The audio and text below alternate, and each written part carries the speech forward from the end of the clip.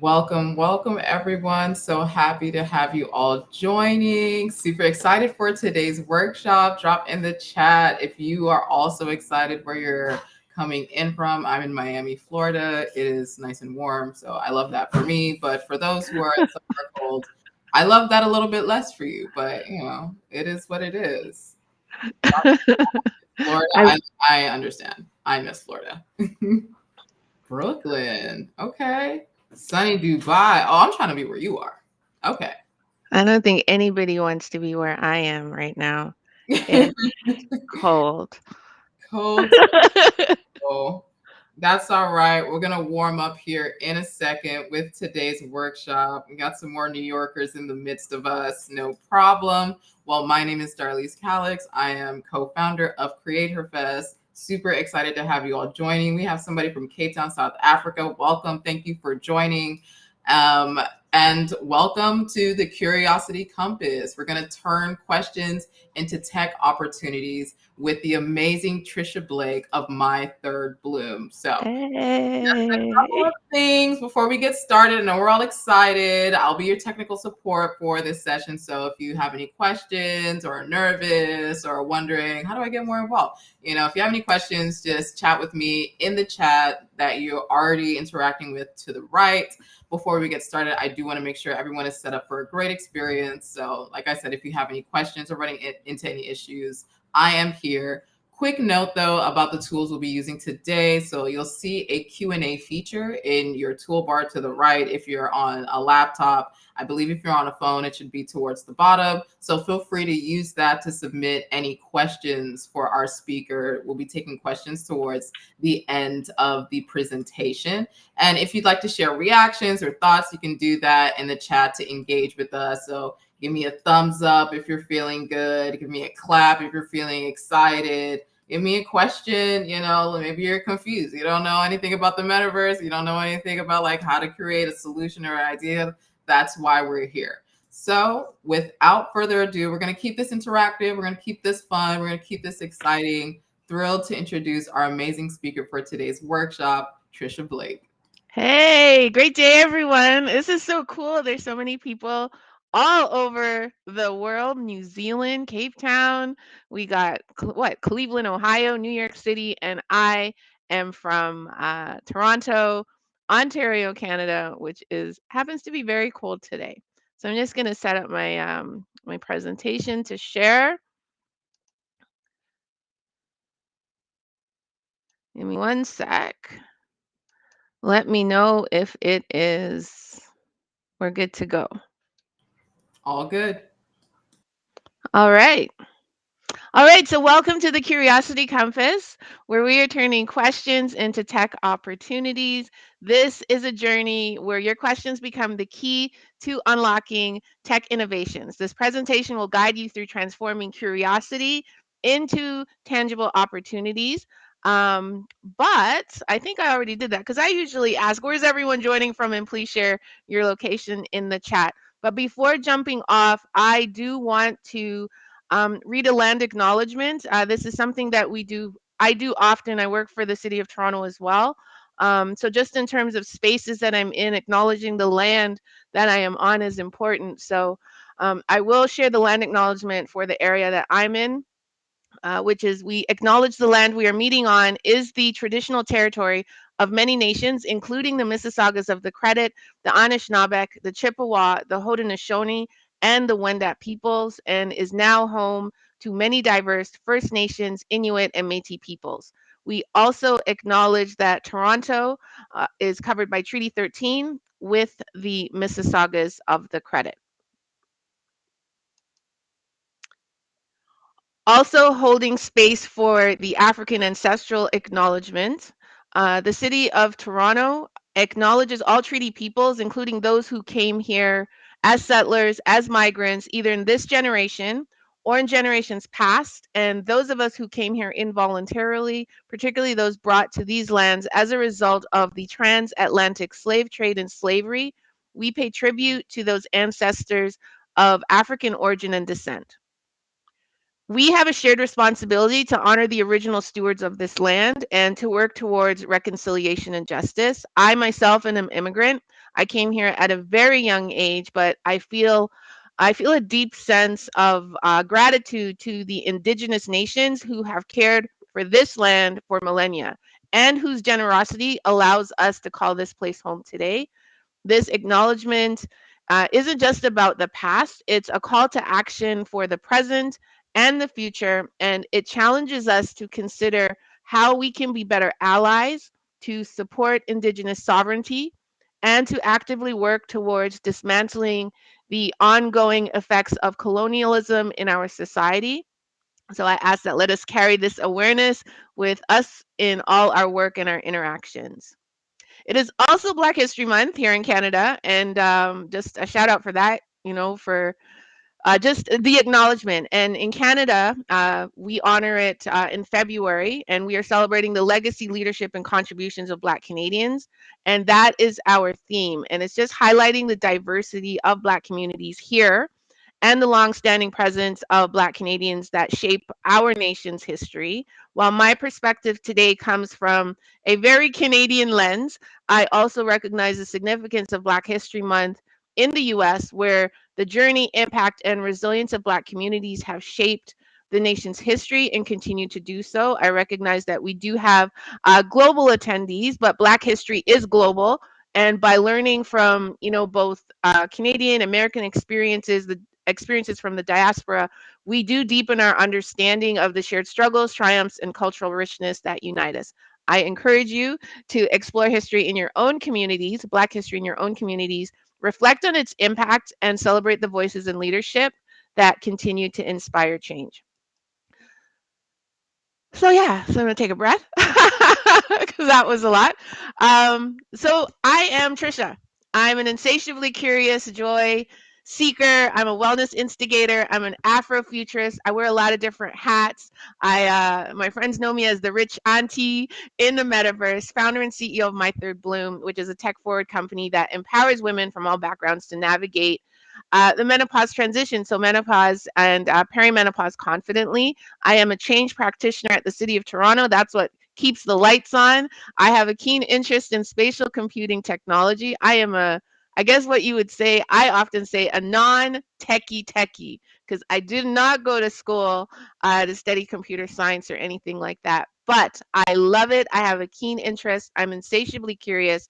And I believe that spatial computing technology can have a significant impact on empowering equity deserving communities in the areas of wellness and education. I also am the host of the My Third Bloom podcast, as well as the executive producer for the Empowered in My Skin podcast. And then the final hat is that I am part of the XR Women leadership team as the director of communications, just managing social media and web. So, what are we doing today? This is what we're going to explore. This isn't a talk. It's almost a way, I guess, you can consider to shift your mindset about innovation. First, we're going to explore why questions and maybe not answers drive innovation. They are the foundation of the most successful tech innovations that we have out there. I'll introduce the Curiosity Compass framework. We will do a little bit of, I guess, group work, not necessarily breakout rooms, but how do we apply the compass? And then the real work, like, so in terms of application, just provide you with like the framework to create your own portfolio in terms of an opportunity portfolio is what I call it. And you'll get to apply that or just even post it. That's kind of like your homework assignment. And if time permits, I really want to be able to give you an immersive tour of My Third Bloom, where you kind of get to see how I've used the framework in action. And I hope that, whatever takeaways you get, you can use curiosity as the tool in your own work. So let's get into it. I love Maya Angelou, and so as I mentioned before, that I am insatiably curious. So this particular quote from Maya Angelou is, "My curiosity is constantly nourished by the simple things that I yet don't know."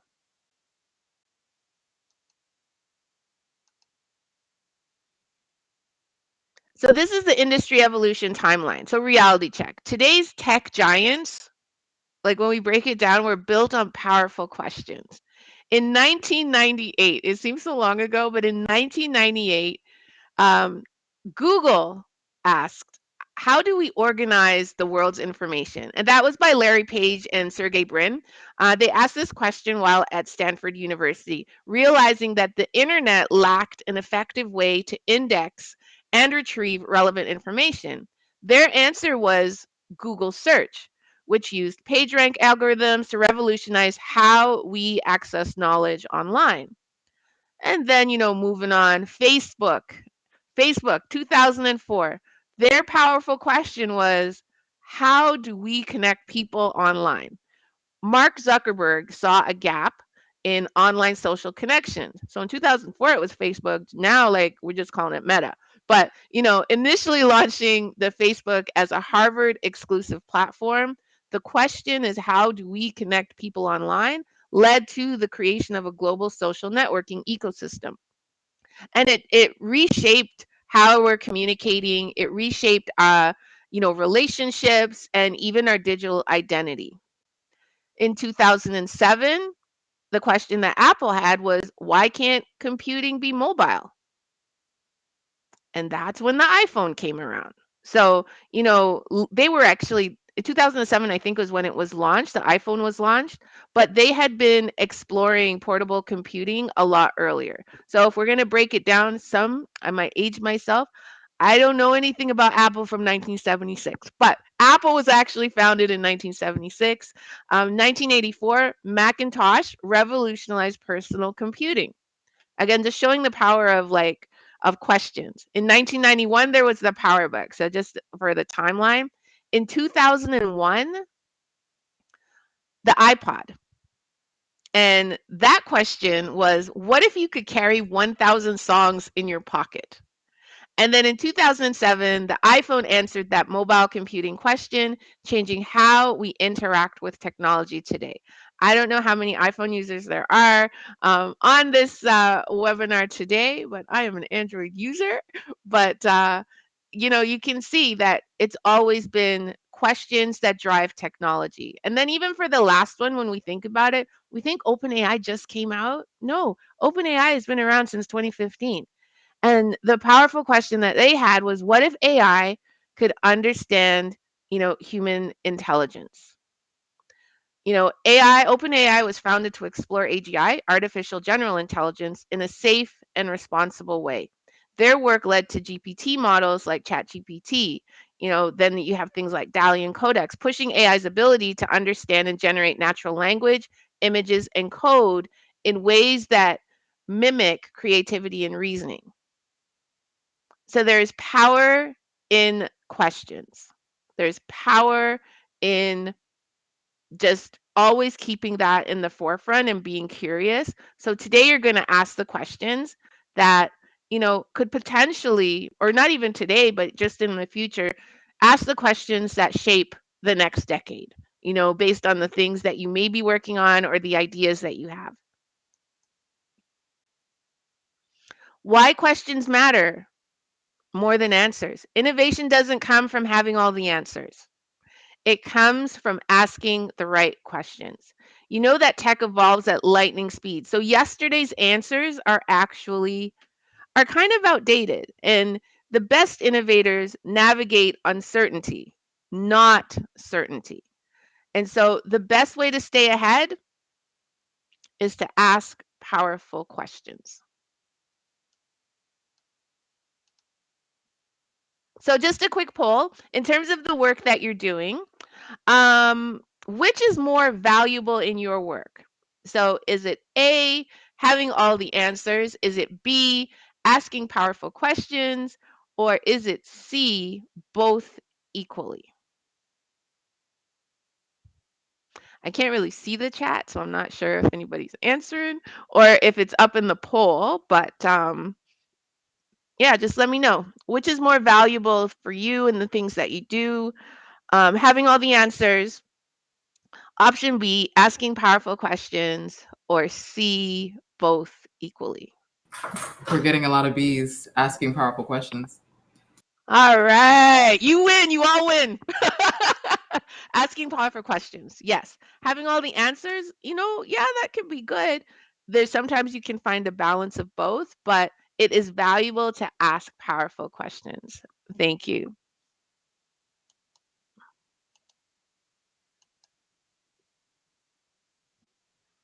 So the innovation shift, why answers expire, they have an expiration date, and questions actually open doors. So the faster an industry moves, the faster its answers become outdated. So as shown in the previous slide with the industry, the timeline, Google, Facebook, OpenAI were built on big unanswered questions. So I have another question for you, and you can drop that in the chat. It's not a poll question, but what's one area of, let's say, tech today that needs better questions to unlock new innovation?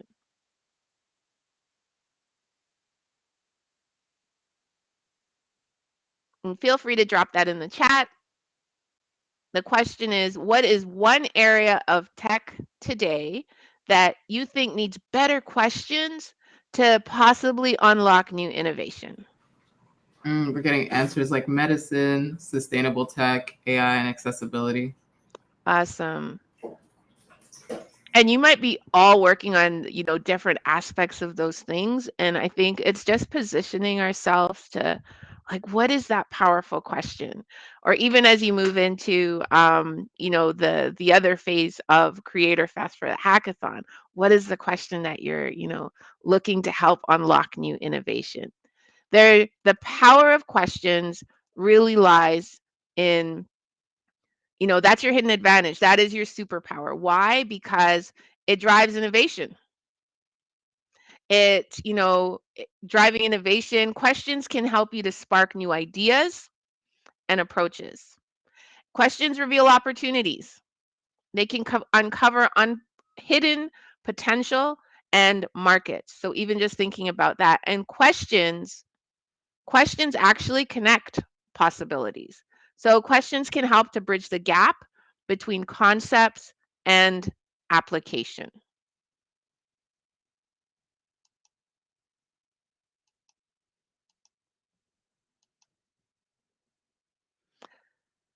So thinking about questions again, some more examples of innovative companies built on questions. The most innovative companies weren't built by people with all the answers, as we've shared before. We're asking powerful and extraordinary questions. So for example, SpaceX, why can't rockets be reusable? Airbnb's question was, why can't every home be a hotel? And then Spotify's question is, why own music when you can access all of it? So again, I invite you to think about, your big, powerful questions on the things that, problems that you want to be able to solve. And in order to do that, you have the curiosity compass, which has 4 powerful directions. The curiosity compass is not just about directions, it's about how to navigate innovation. So, traditional navigation tools like maps and guides don't always work that easily in tech. What we do is we're using curiosity to explore and to innovate. So, there are 4 key types of questions that, can guide our journey. And again, the curiosity compass isn't just for technology. It could be for every field of STEAM.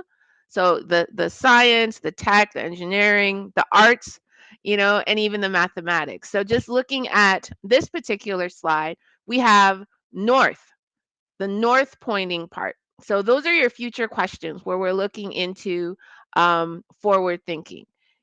You can think of, whether you're coding an AI model, you're designing an interactive or immersive experience, um, you're developing engineering sustainable solutions, or even if you're creating digital art, curiosity fuels that discovery. And that north future question is forward thinking.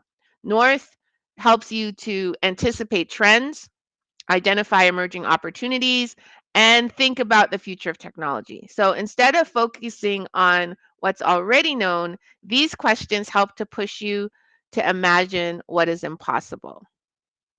Then if we look at the south point, that's your foundation question. South is the deep roots of understanding. It's about grounding. Think about it as, I guess, grounding yourself in core principles. And these questions ensure that you understand why something matters and how it works. And the fundamental, like even thinking about the fundamental truth behind technology. They prevent you from getting lost in trends without knowing, I guess, the substance behind them. And then if we move to the east point of the compass, east direction is about innovation questions. You know, that is your creative spark. East is the direction, think of it like breakthrough thinking, and these questions can challenge the status quo. It can unlock new ways of problem solving and it can spark creativity. So when you're stuck or, thinking about you want to push the boundaries, East helps you to explore the unexplored. And then finally, there's the West integration questions. Think of this like the connection maker. West helps you to connect the dots between different fields, between different ideas, and even sometimes different industries. This is the application part of it. It's about applying your knowledge in new contexts, seeing how solutions relate to each other, and helping you to understand the bigger picture. So we're going to just dig into it a little bit deeper by each compass point. So first we'll start with north. Thinking of the forward thinking, those future questions. It's like, what might be possible? Where is this leading? What is next?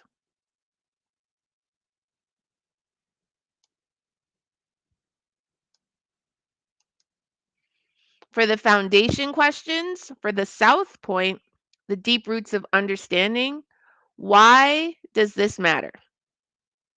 And think of things like what is the core principle and how does this really work? Using this helps you to understand the fundamental concepts deeply. So those are your south foundation questions. For the east, we have the innovation question. So what if we tried something different? I don't know how many times that question might come up, in the work that you're doing, in your meetings, you're ideating. What if we did try something different? Or how else could we approach this? And I think my favorite question to often ask is, what's missing? What are we missing? And those types of questions, the innovation questions, you can use these questions to break barriers, and which will help you to innovate. And finally, the West point. The West compass point is the connection maker. So, how does this connect with what we already know? And then, this is where you take time with yourself or with your teams to reflect on that. How does it connect with what we already know? Where can we potentially apply this in new ways? And what is the broadest impact? The opportunity here is to use this to create meaningful applications, systems, etc. Always questioning. So this is just like the basics, but how can we apply it? And this is where I'm going to need your help because I have a curiosity activity where we can explore a practical way to use it with a specific example. So this is where this is like an eye chart, so I apologize. But the objective here is we're going to do some question mapping based off of an example that I'm going to give. So we're using the Curiosity Compass to explore a real world tech challenge. And I know you had talked about sustainability and different things earlier, earlier in the chat, when you were dropping your, a tech question, that was important to you. So what I want us to do is I have 3 here. We're going to pick a challenge, and it could be AI in healthcare. How do we build trust in AI diagnoses? It could be tech accessibility. How can we make VR more inclusive? And so VR is virtual reality.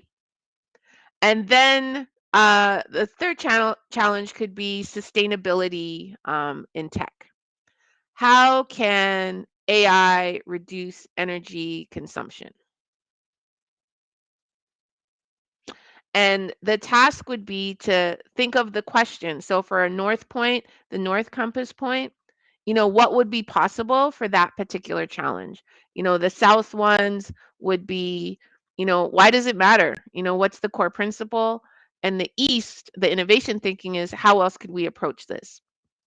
And just thinking of integration, the integration thinking, making those connections, like how does this connect and where can we apply this? So what I want to do is thinking of the 3, which one, AI in healthcare, tech accessibility or sustainability, can we have just a little quick conversation about in terms of, what questions do you think would best apply to that specific challenge? Again, I can't see the chat, so I'm going to need some support. Is it AI in healthcare? We're going to try and choose a question for that compass direction. Tech accessibility or sustainability in tech? I'm curious, y'all. Type it in the chat which one we want to go with. Someone said 2, sustainability in tech, 3, accessibility, 2. We'll go with the majority. Yeah, definitely go with the 2. majority. Okay. Majority is feeling like 2. Yeah. 2? Majority is feeling like tech accessibility. Tech How can we make accessibility. VR more inclusive? I'm very interested. Tech accessibility. Okay. All right. So thinking of tech accessibility, how can we, the specific question though, is how can we make virtual reality more inclusive? What do we know about virtual reality today? Is it inclusive? Has anyone, I guess, that's here today, do you have any experience with virtual reality?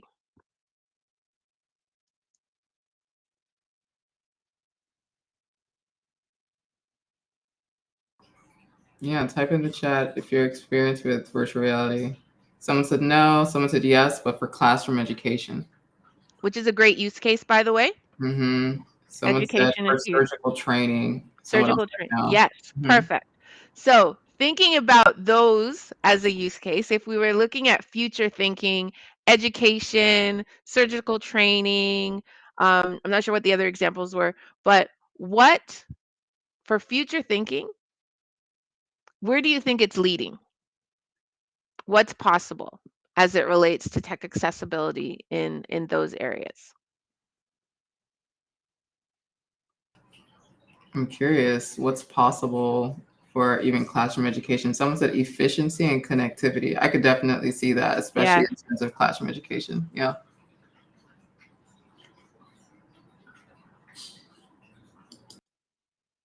I think almost the same too, maybe for like surgical medical training to use that.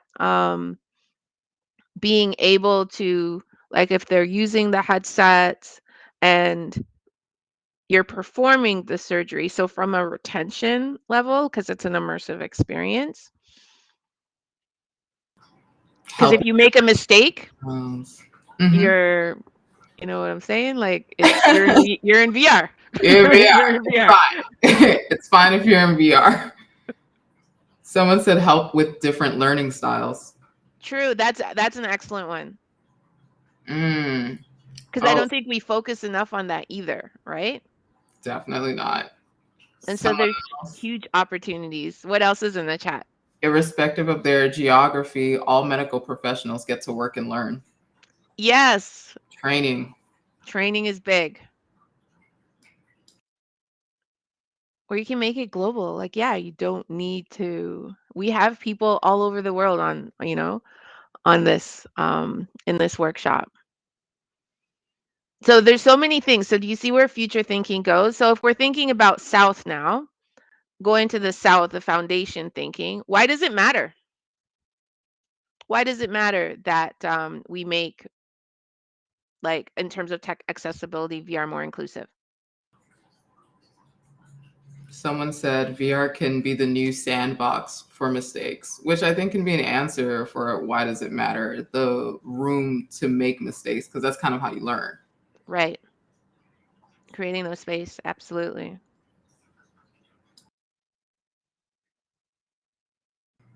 Someone else said VR helping with people with disabilities as well. Hmm. Mhm. So there's an inclusivity where we're not just focused on one, like, population, one segment of our demographic, because then it's not representative of everybody's experience. Mm-hmm. Someone says health is having resource scarcity, hence they're unable to attend to patients and poor diagnoses. Exactly. Those are great. Any others for South? Why does this matter? Why does tech accessibility in terms of how can we make VR more inclusive?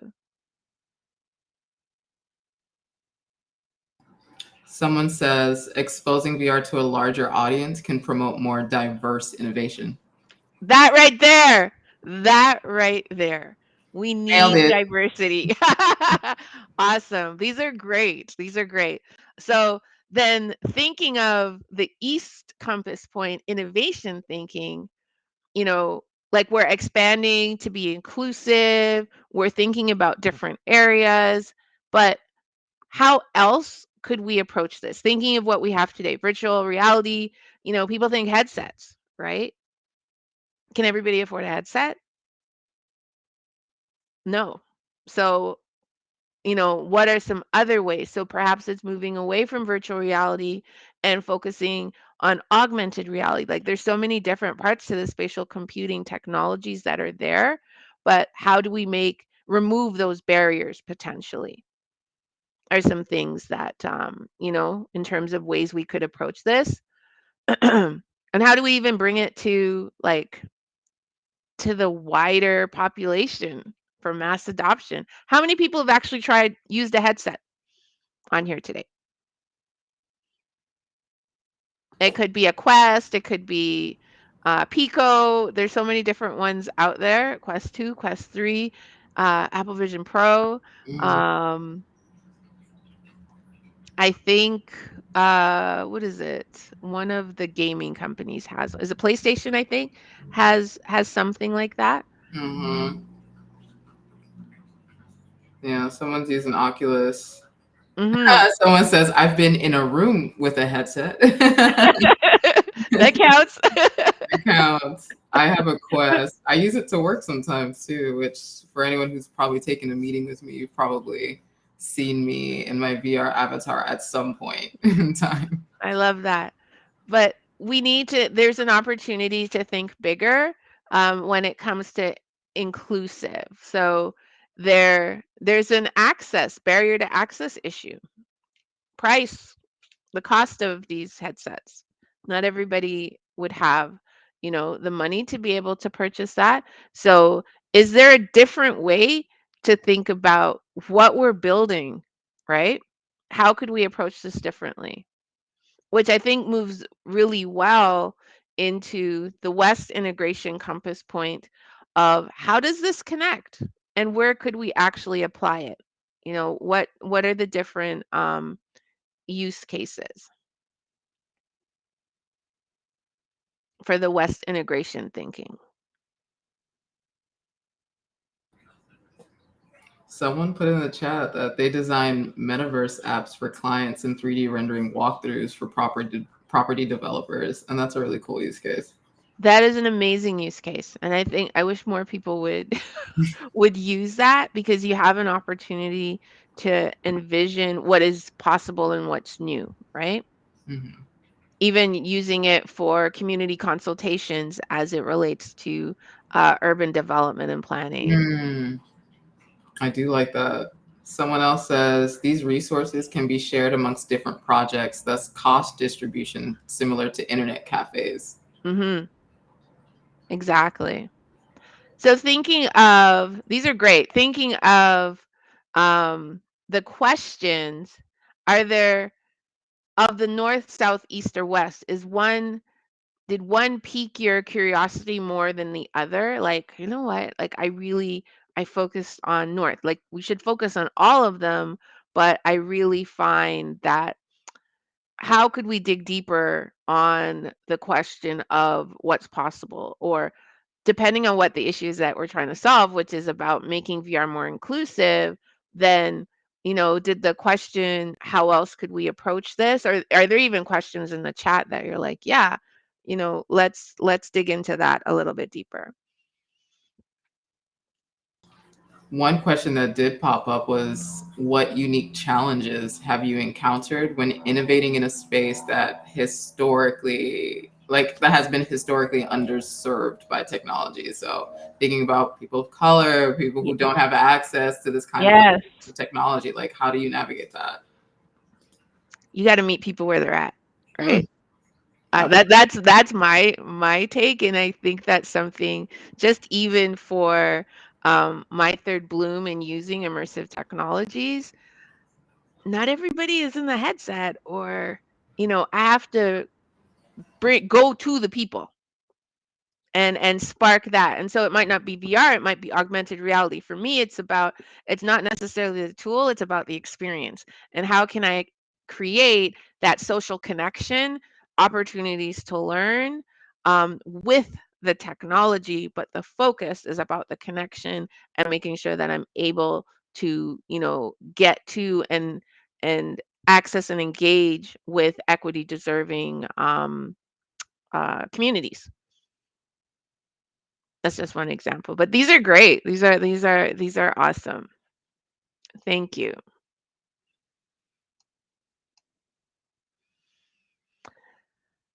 So that was the curiosity compass. There's a lot of great questions, but with the curiosity compass, what you're actually doing is creating your opportunity portfolio. So we have a great understanding, I believe, of the power of questions. Now the thing is to put it into action by building out your portfolio. So this is where again I invite you to think about whatever projects you're working on, and again it does not have to be tech focused, but apply the curiosity compass lens. So looking at the north point, building your opportunity portfolio, think about you're identifying your big what if. This is the dream big. Challenge the status quo. That should be your North Star. And that's the guiding question that shapes what your future direction is. And so, when you leave this particular workshop and you have the opportunity to really reflect, you're asking yourself that big what if. What if I use the AI one, what if AI could explain its decisions, you know, like a human, or was more inclusive in terms of their responses? And then you would then take mapping what the possible direction would be. Where could this idea lead? Which particular direction? You keep asking the where, the where, the where. You're mapping all the possible directions. And then finally, what you're doing as you're building your North Star is you're connecting it to either current projects that you've worked on, connected to your current work. How does this align with your work or interests as it relates to future thinking, looking at the North Star? So then, from the South Point perspective, you're grounding your South Point in foundation. So this is really the reality check. Let's ground this in reality, right? The South Point again is about what exactly is the core problem and who does it impact? And those are the questions that I invite you to reflect on. So you define the core problem. What's the real issue that's behind the idea? Who are the stakeholders? Who actually benefits from this? Who are we serving? Think about who actually needs it most, and you're clarifying what is the real need.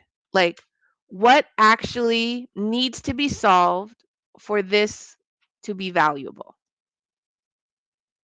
Again, this is where you're listing, you think of any real world problem and you're connecting with, your key stakeholder groups to your what if question. Does that make sense?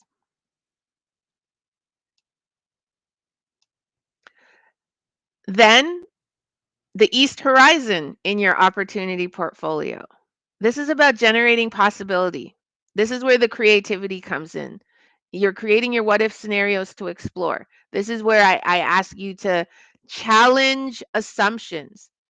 What have we assumed that might not be true? Question established norms and practices. And with that, you are creating new combinations. So, what happens if we merge this idea like in a different area, in a different field? Look for those breakthrough questions. How else could this work? And as I said, my favorite one is what is missing? This is where you can, after, if like from a reflection standpoint, write down like 2 ways or something to expand or rethink your idea. Just because you have the idea, challenge yourself to expand it and rethink it. Where is this going to go? How could this work? What's missing? Try different combinations. And again, what have we assumed that might not be true? And then the west link of the opportunity portfolio for your compass is the integration.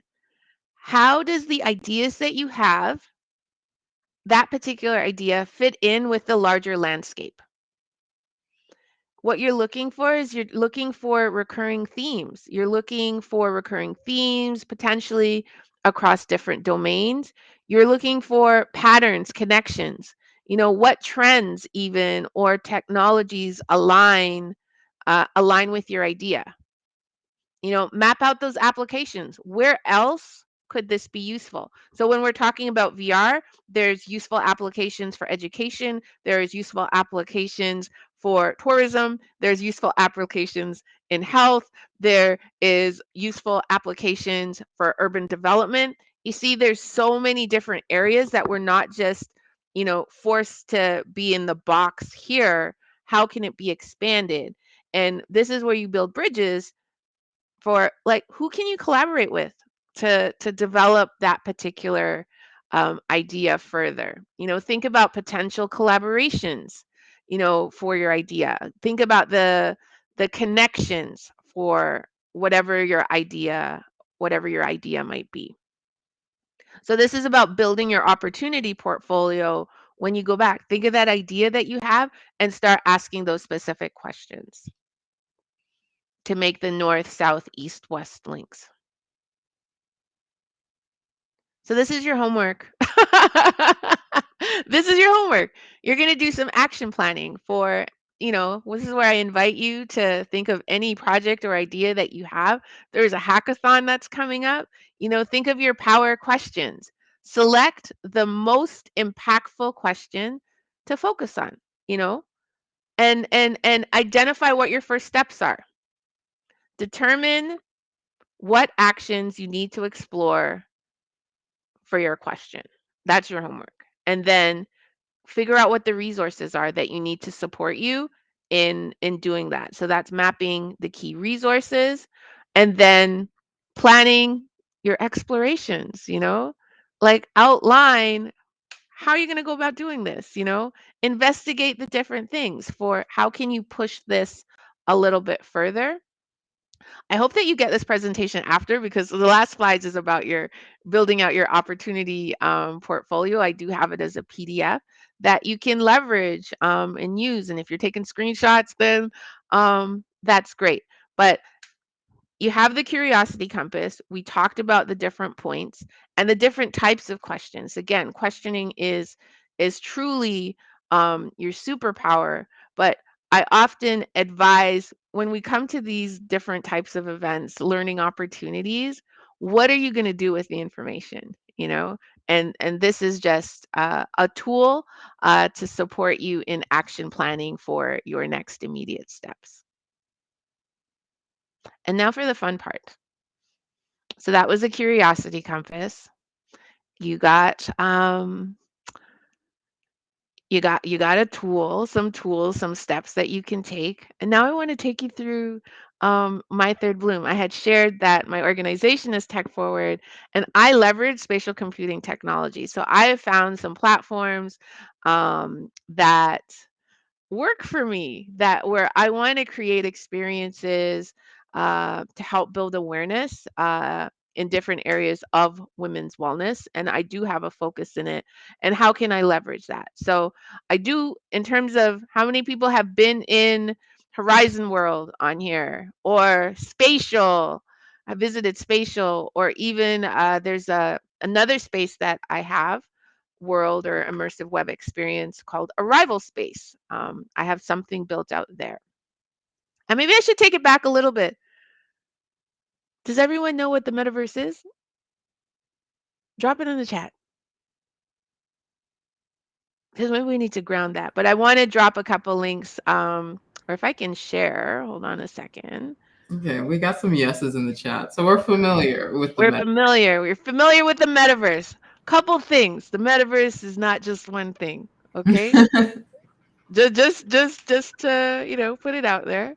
Everyone thinks, okay, well, Facebook, Meta is the metaverse. No, it's not. It is not a single unified space, but just think of it as a concept that encompasses multiple like virtual worlds, platforms, and experiences that can be accessed through a lot of different technologies, like virtual reality or even augmented reality. And I feel it's just a network of interconnected digital spaces for social connection. But there are many metaverses, and it's not one, and this is my belief, it is not just one singular entity.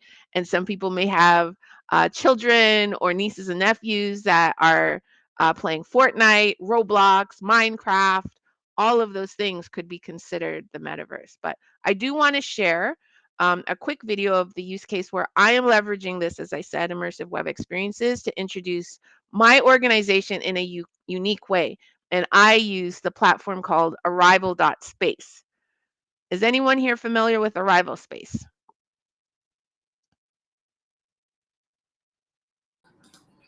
Getting some no's. Knows. All right. So I want to see if, I don't know if this will work.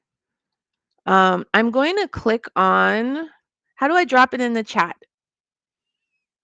Because I can't see the chat, but if I click on this, maybe you'll see my screen, and I have to share a different tab. I can drop it in the chat. I Okay. have. We'll do the arrival space one. Yeah. All right. Do Arrival Space first. They do not need an account. This is something that is accessible by a headset, by mobile, as well as desktop. I'm going to go there. Not sure what's going to happen when I move off this thing and I click on it. Pop-up blocked. Great. Nope. Okay, I'm there. I'm going to share this tab instead. Hold on a second. As soon as I am in, even if you're unable to click on the link, you can see this space. So are you seeing a different tab now? I see some people in here. I am. Can you see? If you want to move around, you can use the keys like WASD. You're unable to chat when you come in as a guest. If you have an account or create an account, you would be able to chat, I do believe. But this is my arrival space. Consider it like a departure lounge. And this is where I have everything about my organization. So I have, think of it like almost like a link tree for your project. Even for me, it's almost like a link tree. That's an immersive experience for my third bloom. So here, there's a ramp for each aspect of my org. There's a 60-second podcast with Matt McCoy. So I have a YouTube channel. This is another metaverse a community wellness oasis in the metaverse called Spatial. If you go up this ramp, you actually get to portal, you travel into this other space. Don't go there yet. People have the opportunity to join our community. So you can walk around. The point is to walk around and learn more about what My Third Bloom is, what we do, etc. If they want to join the community, they can go up this gate and they can click on joining the community. You can use your arrow keys or the W, A, S, or D keys to move around. I include my podcast. If people want to go up the ramp, they have an opportunity to learn that there's My Third Bloom podcast where I have different subject matter experts speaking on the different aspects of perimenopause and menopause. From an e-commerce perspective, there's opportunities for that for monetization. I've included my swag shop where you can potentially get, a hoodie, a cup, whatever might interest you. But I loved this because it could open up. Why Zoom? For those that use Zoom or Google Meet, when you could My Third Bloom. I just send the link. I can actually host meetings in here where I can have conversations. I am hosting sharing presentations as well. If they want to learn different facts about, perimenopause and menopause, because the thing is, what I'm trying to do is change the narrative on, this next life's transition, but using this space to start the conversation and create the conversation in a different, fun, and unique way. If you like the space, you can heart it. You can even chat with people. There is a chat feature. Don't think it, I'm not sure if it's available for when you come in as a guest, but this is an example of leveraging the technology in a different way. I'm like, well, how can I, as I think it was just before the pandemic had ended, how can we bring together people in a meaningful way? I want to be able to create an experience that leaves people feeling good. There's a sense of joy. I created My Third Bloom Campus Spatial for that, which is an even cooler space. I'm not sure, Darlise, if we have any time to pop in there, if we could drop the link there. We can go there and I can share the screen for those who aren't able to, but able to experience it. So this is Arrival Space, your Okay. departure lounge to all things My Third Bloom in Arrival Space. And I encourage you to get your own account. It's kind of cool. I've uploaded a 3D model, um, and that was created by AI. The thing that's spinning, I think it was probably one of the first things that I did. So for me, being a non-techie, I like to play around. Like I said, I'm very curious. All of the tools. Right now, I'm learning about Gaussian splatting, and so I have every single app related to that on my phone, from Scaniverse, Polycam, Luma AI, and you will find me in different cities, states, countries, trying to find something to scan and figure how can I upload this in the space and have it as a, kind of a conversation piece. So welcome to My Third Bloom. I'm glad I got to show you it, but I would love to take you to Spatial, which is a bigger campus where you can move around. And that's where I host workshops. I've hosted book clubs, watch parties as well. You see where the opportunity is to expand your mind. It's not just about like coming to meet, finding new ways to do different things and engaging people with different ways, and knowing that I do not have to have a headset to be able to participate. So, how can we reach equity deserving communities? There are some ways, and I find this way is a lower barrier for entry. Love that. There's a question actually in the Yeah. Q&A before we hop. Someone says, I want to create a metaverse link tree. Love the implications for community building and monetization. How do you choose the best platform?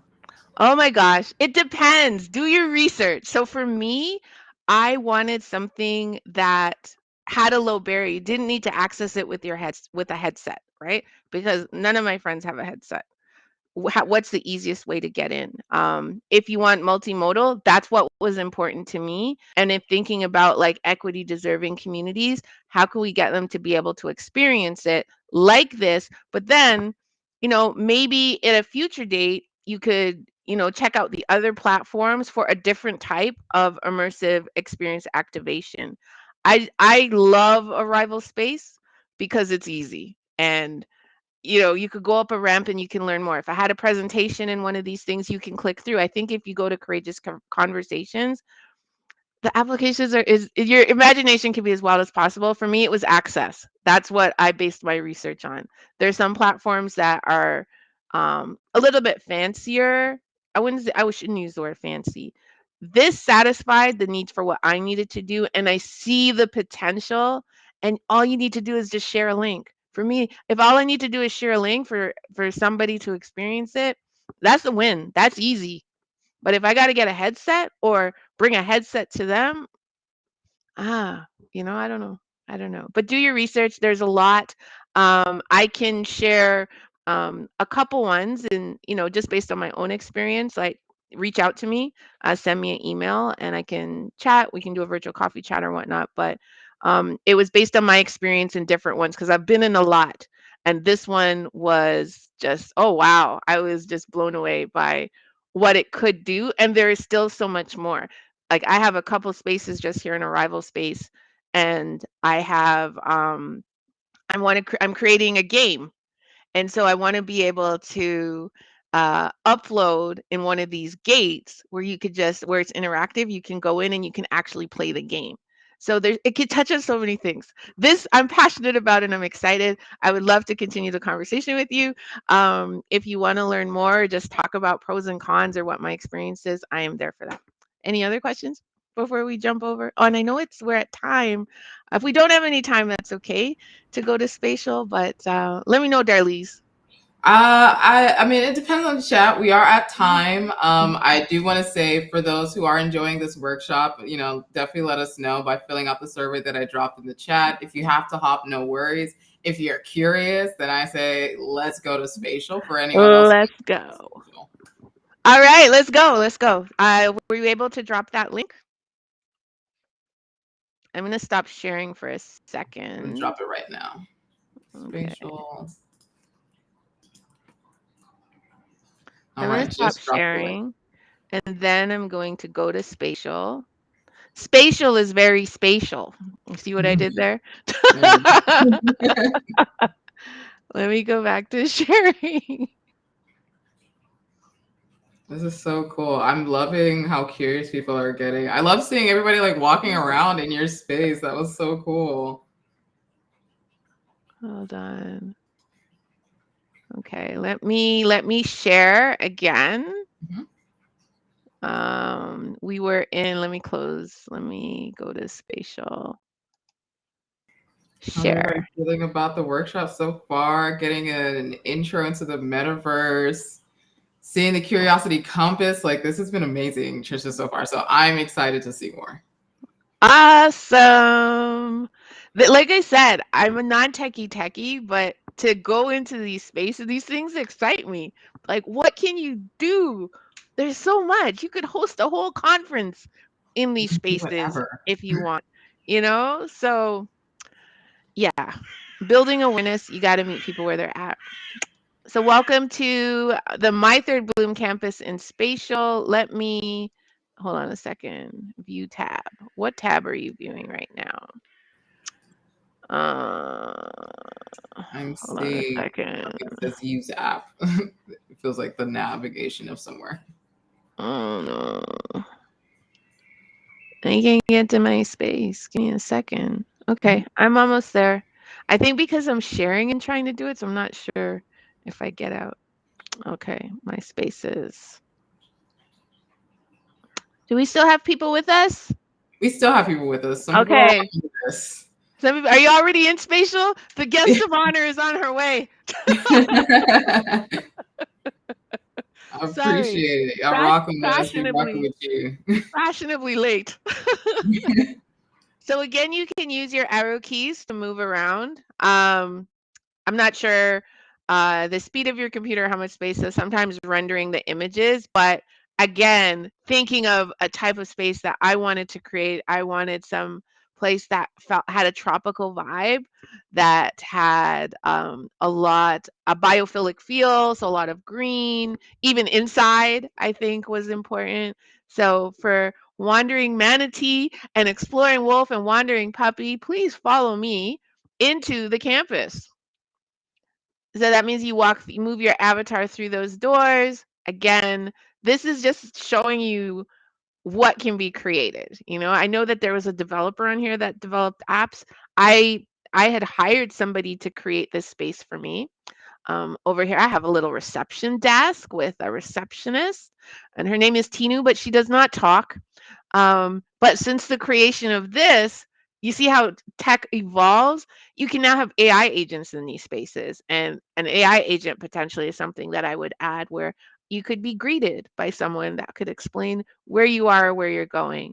I have portals to different spaces. I have held multiple workshops. XR Women, I think we did an open house in here for when I was ready to do the big reveal. I've hosted 2 book clubs in this space. There is a little lounge area over here. The art on the wall was all created generative AI. Um, that's posted on here, color, textures, all of that was really important to me. And that is what I shared. So although I might not be the developer, but I am the architect because I knew what I wanted, from lighting, how bright I wanted the space. If you follow me, so there's one space I was showing that's right behind that wall of my third bloom. That's where I host that's where I typically host my book clubs, and so people can come in as their avatars. And there's different emojis. Like if you hit the space bar, you can jump. I think if you hit the one key, number one, you get a thumbs up. If you hit the 2 key, so there's different ways to interact as well. But this is my third bloom in spatial. What if 3? I think you do a dance. I don't know. There's another dance, I think, the wave that you could do if you hit the number 4. So we usually have a lot of fun here. Um, I have portals. The space is actually quite big. There's auditorium and day spa. So it is an experience that when we have a meeting, it is a whole experience that people will get, which is very different than your traditional Zoom, Google Meet, or WebEx. And people find it exciting and they love it and they want to come back. Some challenges that I would probably share is sometimes onboarding for people that aren't necessarily familiar. But again, it's easy. We try and do some onboarding before, you get a link, and we walk people through. How do you use the keys? How do you move around? If you want to unmute, how do you unmute? If I want to go to the auditorium, which I'm going to go through now, I can invite you all, regardless of where you are in this space. Wherever I am, I can call you to where I'm at. So if you want to join me, there's a portal right by the door that says auditorium. And if you walk through it, it's going to bring you to a completely different space. You can't do this on Zoom or Google Meet, right? So this is the fun part. This is where we host workshops. And with the workshops, people can come in and they can actually sit down. Their avatar can sit on the chair, and you can do that by hitting the letter F. I do have in here, I think, a portal to a different space. So you could do like a world hop to different things. So this is just an example of how again, like I said, I'm leveraging these immersive web experiences to create community and to connect with others, to teach. Um, yeah. Any questions? I'm not sure who's still here, but I'm so excited that people were able to check it out and come into the space. This was so cool. If anyone has any questions, drop them in the chat, drop them in the Q&A. I'm excited to see like how anyone. Oh, okay. So someone says, is there a restriction on how many people can join at once? Yes. I have a paid account. So I do believe for this space it's 50, and I think in terms of the lower paid tier is a restriction in this space. In the other spaces, there's typically some restrictions, but there are pay models if you need more. So I think it's 50 in here. The other thing we have to be mindful of when you're creating spaces, they have a lot of great templates as well. But if you're hiring somebody to create, is just to be mindful of just how heavy it is, because that may impact people's experience. It'll take a little bit longer to load that particular scene. So just being mindful of that as well. And there's some that if you reach out to them and, you present your idea, they might be willing to, to work with you and figure out how to make it work. Because this is all still very new. What it used to look like 2 years ago to what it is now is very, very different. It's super exciting. Love that. What advice would you give to those who are thinking of participating in the ideathon and the hackathon and are like, okay, now that I've seen some of these capabilities, like how do I make my idea happen on the screen in the way that you did? Like, what advice can you give? Oh my gosh. So obviously stay curious. What's your power question? What's the problem? It always has to start with what's the problem you're trying to solve, right? In the hackathon, like what are you trying to create? Who is it going to be for? Even trying to apply the compass, like for future thinking, foundation, what are those questions?